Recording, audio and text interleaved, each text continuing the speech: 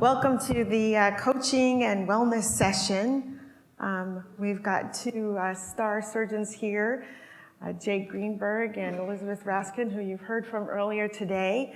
Can we start with the first audience response? I want to really get a sense of who are the people here in the room with us. So the first question is, have you ever worked with a professional coach or a life coach? Wow. I guess maybe I should answer because my answer is yes. I can kind of do double duty here.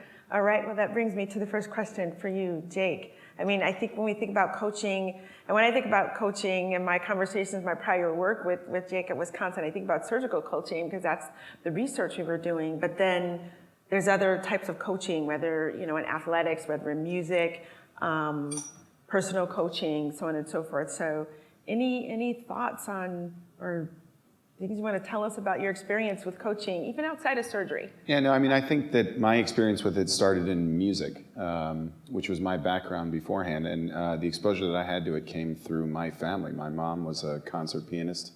My uncles were professional jazz musicians with about 25 Grammys to their names. And they got to that level not because of natural or innate talent, but because of hard work and because of teaching from their musical coaches. And that plays out in all walks of life. I think if you look at professional athletes, LeBron James didn't become LeBron James overnight. He worked really hard to become LeBron James, and he got great coaching to do so.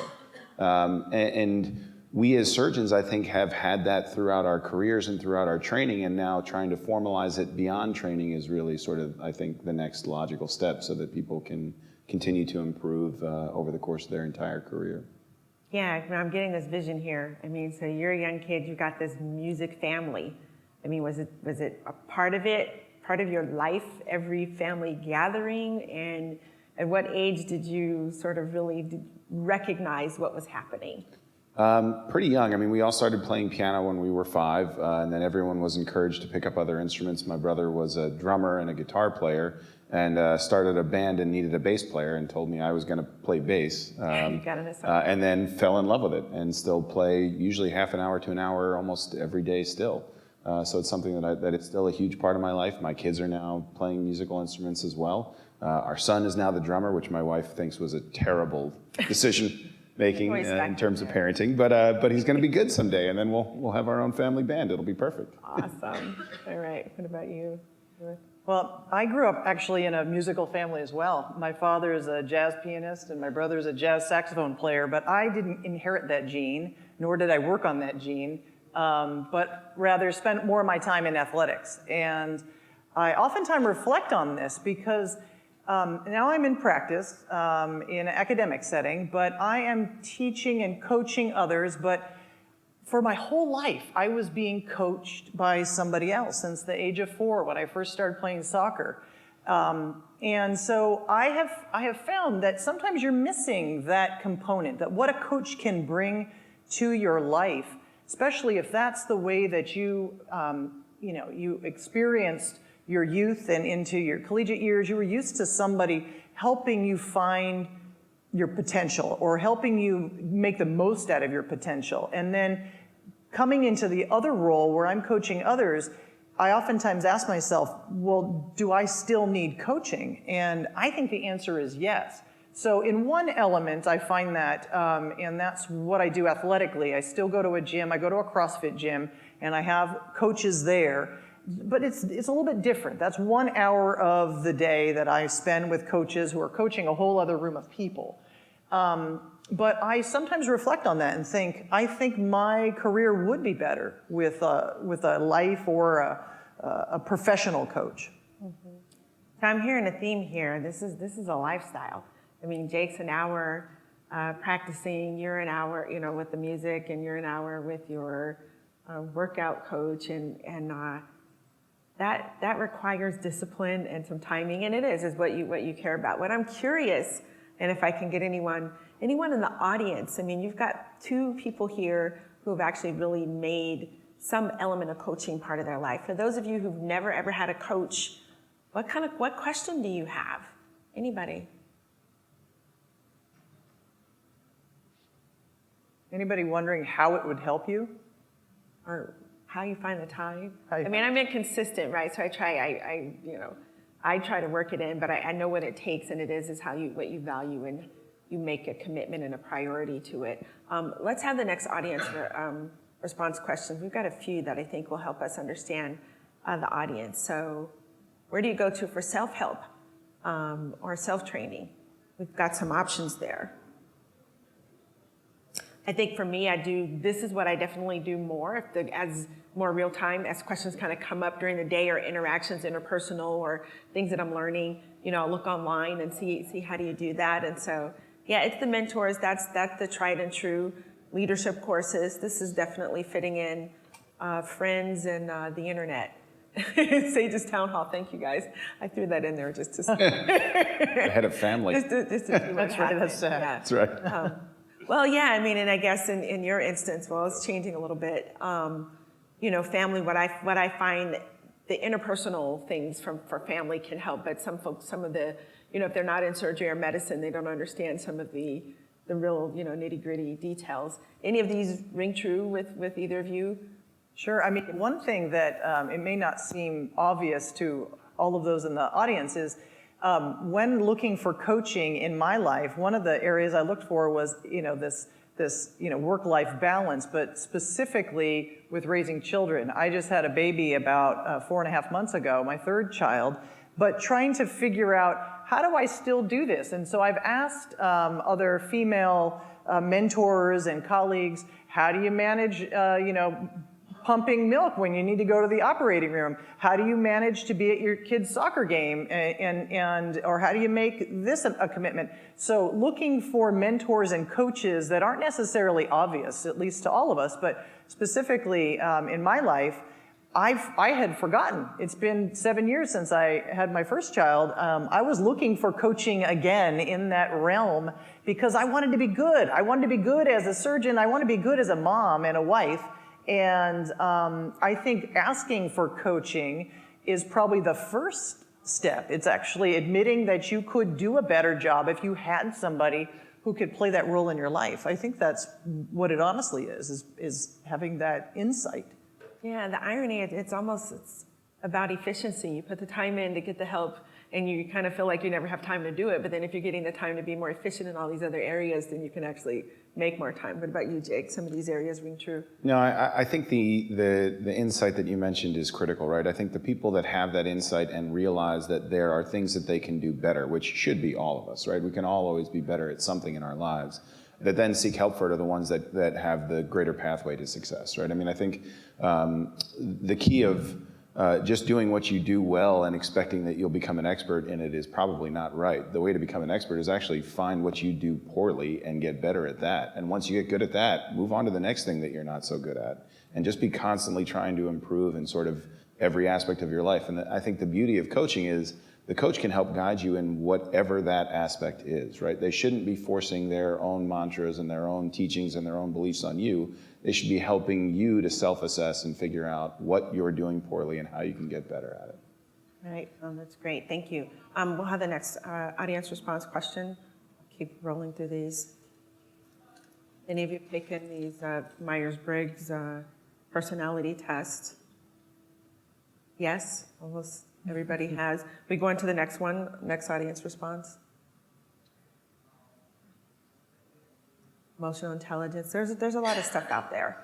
And so even though some folks haven't done, looks like if they're not paying for a professional coach, they're doing some retrospective review or reflection of who they are. And I think this is kind of the basics. If you're going to get some coaching, you kind of got to know who you are, what your preferences are, and that kind of helps.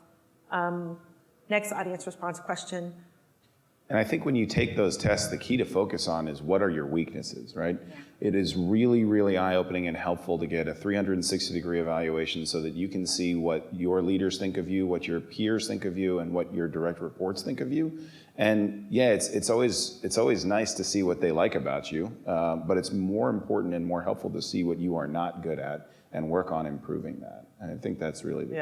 I couldn't agree more. I mean, it's really humbling to read a 365-degree review because you're thinking that you're doing a great job. And the truth is, is sometimes you read that and you think, that's not me, but the truth is perception is reality. Right. And so if others are perceiving that you don't connect with the patients very well, you don't treat the staff with respect, or whatever it is that you're getting as feedback, I think the key is to internalize that and say, okay, I think I'm doing a good job, but if I am not, then how do I get there so that really the reality is the reality? And I think that it's a humbling thing to do, but it's the best thing to do, because our egos can get in the way of making us think like we're great at so many things. We're surgeons. Yeah, right. We're never wrong. And so I think that those kind of tests can give you insight into what you're not great at, as you're pointing out.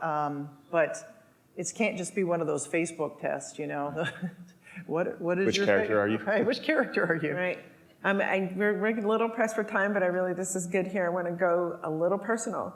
Jake, what's your Myers-Briggs personality profile? I am as extroverted can be. I can't honestly remember the others. The others were pretty much near the middle, but I am like the polar edge of extrovert. And interestingly, my wife is like the polar edge of introvert. So I don't know how we've made it 13 years. Everything seems to be working, but I think that that it's an indication of what your preferences are and what your comforts are and how you recharge. And I absolutely recharge by talking to other people and interacting with other people, and she recharges by sitting at home and reading a book, which is why she's a lot smarter than I am. Well, so personal thing, I know Jake is actually ENTJ. And I'm ENTP. And the moment I knew that he and I were different was we were working on a project together, and I'm like, yeah, he's a J. And then I asked him, I'm like, certain things I can tell the difference. And I'm like, how do you manage this? How do you learn how to do these specific things? And he says, and I will never forget it. He's like, yeah, I work at it. And that was very enlightening for me, because you look at these profiles and you think it's just natural that they don't have to work at it. And I was like, he's got the profile and some of the projections that I would like to learn in some areas, but he actually still works at it. So it's all back to the same thing. It doesn't matter. It helps you understand your perspective.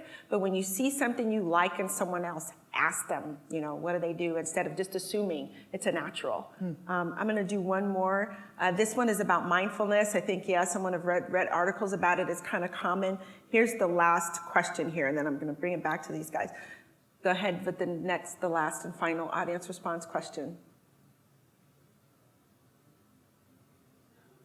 Oops. Jake, we saw your pictures. You guys get out. You've got the kids. You and Caprice are probably the most two productive surgeon scientists and working hard and out there. How do you make it happen? You schedule it. You have to be very intentional about having both family pursuits and your pursuits with your spouse or significant other, and then some for yourself. If you make work all that you have, you will fail at everything else in life. And so I think you have to be very intentional about scheduling your time off. We involve our administrative assistants in like all of our family activities so that they know when we're going to soccer games, when we're going on trips. We just make it a point to be very intentional about how we schedule our social lives and our time away as well. Here's another funny thing. So I was actually at home base when Jake and Caprice took a vacation, and there were one or two people in the office that were like, I can't believe she really went. Like, we're trying to reach her. And I'm like, it's a vacation. You have to go to bat for your colleagues. Yeah. I'm like, she's on vacation, extremely well-deserved. And so we actually have to work together from a global perspective to make it happen in order to unplug. But, do it. And the world, guess what? The world didn't fall apart. Yeah. She was able to take care of things when she got back. What about you? What's your go-to? In answering that question, I am not that good at doing that. And it's something that I'm working on. So this is one of those things that you come to realize is your big deficit is I unplug. I go home and I'm not looking at my phone, and I have a rule. I don't look at my phone when I'm with my children or at home or about to go to sleep. But the vacation part, I have a hard time taking vacations longer than that. And so it's one of these things that I'm working at, but I know it takes a toll because, the saddest thing you'll hear is when your kids ask why you have to leave or why didn't I see you yesterday? And that'll just break your heart. or why do you have to go before I go to bed? And you know, it's just the saddest things. And the only way for that to be rectified is to make the time that you're with them be very present and be very deliberate. But this year, I'm going to take a couple more vacation days than I did in the past. Yeah, no, and I appreciate that. It's funny, I'm almost halfway in between. My husband and I, we had a 7-year stint where we went every year. And then for the past 5 years, we haven't done it. We've done some weekends and some unplugging. And so it's not one size fits all, and you don't have to feel bad if it's just not how you do things. But getting that time in and unplugging, whether it's as you go or in chunks, I think it's extremely important. Ladies and gentlemen, thank you. They've given us some really good information here. Thank you. Thanks.